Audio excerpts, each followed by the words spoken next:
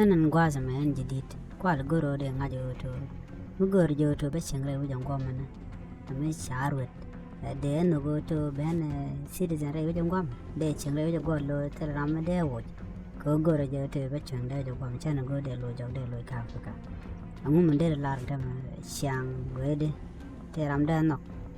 ده إنه جو بره ده كجورو ده شغله وجن قام ده شو ترى وجن قام an ngaje o jin chuje ko chang de tong mi chang be du no mi che ben go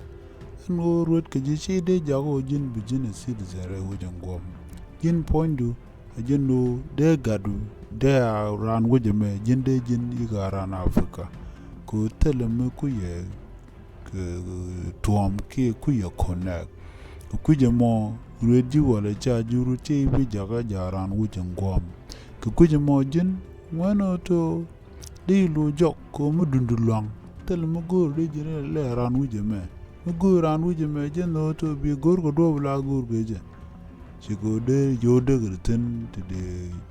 dunde gul la de ka